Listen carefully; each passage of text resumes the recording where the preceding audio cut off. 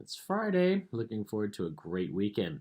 I hope you're not discouraged, because if you are, you really need to go back and listen to these, because the Bible doesn't want us to be discouraged. We saw from 1 Kings chapter number 19 how Elijah became very discouraged, and that was right after the great victory on top of Mount Carmel. And so we noted that it's easy for any of us to become discouraged, either A, after a time of great victory, B, when we're going through a time of physical exhaustion, C, when we have times and choose to be lonely, and D, when we have an inaccurate or an overblown view of things around us. We blow things out of proportion. So we have to correct those things, and then we noticed how Elijah is going to overcome depression. Number one, we have to do what he didn't do. We have to remain faithful. We have to just keep going forward, not run and quit. And then we have to recognize God's presence, and that's why God sent, again, the wind, the rocks, the earthquaking, and all these things, and the fire. But that wasn't God. And then he finally got Elijah to stop and be still and listen to that still small voice. If you're discouraged, you don't ask God to do something amazing to prove himself. He is who he is. Just listen for him through his word. And then there's the third thing. We have to revive ourselves. We have to choose, as David did, to encourage ourselves in the Lord. Now, how did Elijah do this?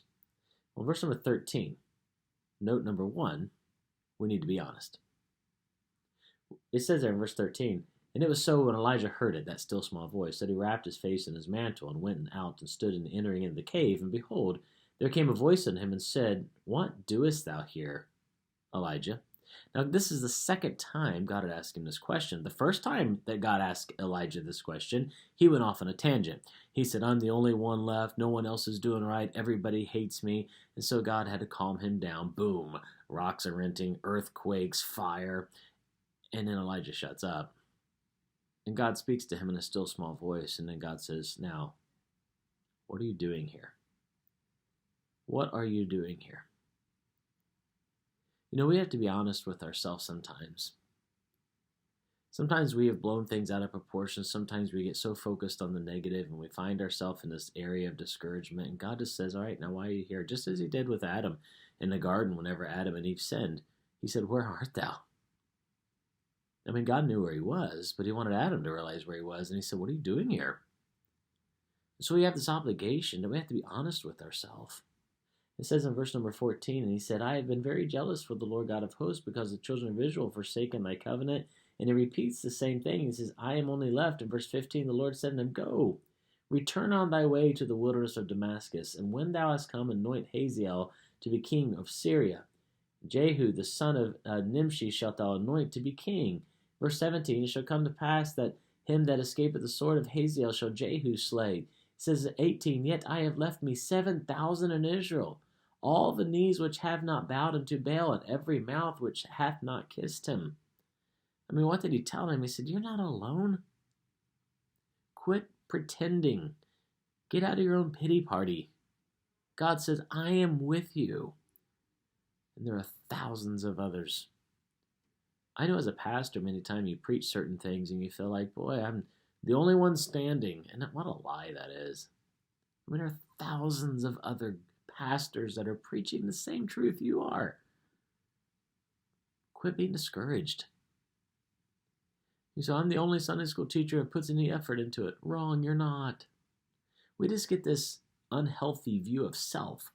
And we're looking at ourself and we promote ourself and we think, we just have to be honest. I'm not the only one. I need to go forward and listen to God. He's going to take care of me. So if you're discouraged today, answer the question, why? And the answer, I'll go and give it to you, is because you are focused on yourself. God is still good. His promises are still sure. So be honest with yourself. And secondly, press on. What did God tell him to do? Get up. Go back. Go do what I've told you to do. Go back north. I mean, he encouraged him to just press on and to focus upon his calling. And if you're discouraged today, you just have to press on and do what is right. When David encouraged himself in the Lord, that passage is when they came back home after a great battle, and all of their families and their village had been destroyed, and all the people were up to a point where they wanted to kill David. But David encouraged himself in the Lord, and he looked at the people and said, "Let's go fight." And that's what we have to do. And God blessed with a great victory. And then the third thing is this: you must choose encouragement. You just have to choose, just as David did. I'm not going to quit. I can't quit. It isn't that the problems are not there. It's just I know my God is greater than the problems. And just as God has been good in the past when I was standing on Mount Carmel, just as God fed me by bringing birds who hand-delivered me food, just as I got water from a brook when everything else was dried up, it still flowed. Just as God used in miraculous ways widows and others to take care of me, He's not going to fail now. And we have to choose to be encouraged. Choose to trust God. God has always been good, and He's not going to change. And Elijah was able to overcome his discouragement when he chose to go on. When he chose, and I believe this, personally, God's still not done with Elijah. God took him up in a whirlwind because there's one more job for Elijah to do. And it's yet to come. Don't quit on God. If you find yourself discouraged, revive yourself today by being honest.